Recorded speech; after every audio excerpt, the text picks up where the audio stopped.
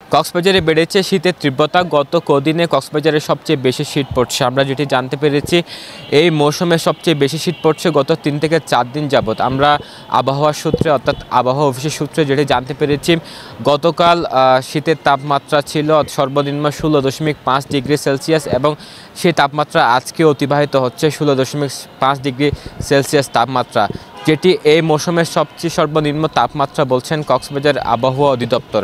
তবে আমরা যেটি জানতে পেরেছি, কক্সবাজার শহর থেকে এবং সবচেয়ে বেশি শীত রয়েছে গ্রামে, বিশেষ করে গ্রাম অঞ্চলে সবচেয়ে বেশি শীত অতিবাহিত হচ্ছেন এবং কনকনে শীতে কাঁপছে গ্রাম অঞ্চলের মানুষ।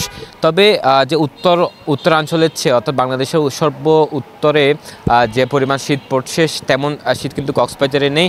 কক্সবাজারে তার চেয়ে অনেকটি কম, অর্থাৎ উত্তরাঞ্চলে শীতের সর্বনিম্ন তাপমাত্রা রেকর্ড করা হয়েছে আজকে ৯.৫ ডিগ্রি সেলসিয়াস তাপমাত্রা এবং যেটি কক্সবাজারে ১৬.৫ ডিগ্রি সেলসিয়াস। সেই হিসেবে কক্সবাজারে শীতের তাপমাত্রা অনেকটাই কম যে উত্তরাঞ্চলের চেয়ে। তবে এই মৌসুমে সবচেয়ে বেশি ঠান্ডা পড়ছে গত ২ থেকে ৩ দিনের মধ্যে। আমরা কক্সবাজার আবহাওয়া অধিদপ্তরের সহকারী আবহাওয়াবিদ আব্দুল হান্নানের সাথে কথা বলেছি। তিনি বলছেন যে আগামী ২ থেকে ৩ দিন পর শীতের মাত্রা অনেকটা কমতে পারে এবং এই যে শীত যেটি অতিবাহিত হচ্ছে সেটি ফেব্রুয়ারির মাঝামাঝি সময় পর্যন্ত থাকতে পারে, এমনটা তিনি জানিয়েছেন। গত কয়েক দিন আমরা দেখেছি এখানে ১৮ ডিগ্রি মিনিমাম তাপমাত্রা ১৮ ডিগ্রি আমরা পেয়েছি, কিন্তু গত ৩-৪ দিন হলো আমরা মিনিমাম তাপমাত্রা দেখতেছি আমরা ১৬, যেমন গতকালকে ১৬.৫, আজকেও ১৬.৫ তাপমাত্রা আমরা পেয়েছি।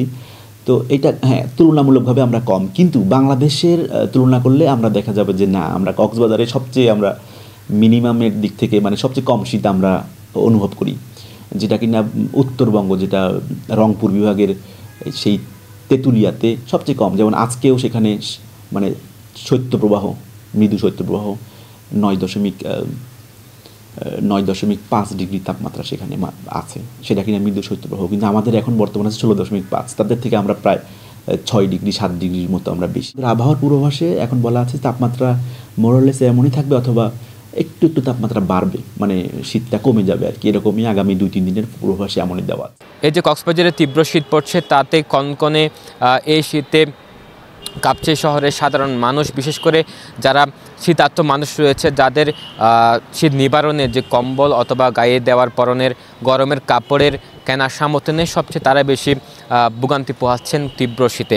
এবং সাধারণ মানুষ যেটি দাবি করেছেন, এসব শীতার্ত মানুষের পাশে এসে দাঁড়ানোর জন্য সরকারি এবং বেসরকারি সংস্থার পাশাপাশি সমাজের বিত্তবানদেরও তাদের পাশে অর্থাৎ শীতার্ত মানুষের পাশে এসে দাঁড়ানোর দাবি জানিয়েছেন সাধারণ মানুষ।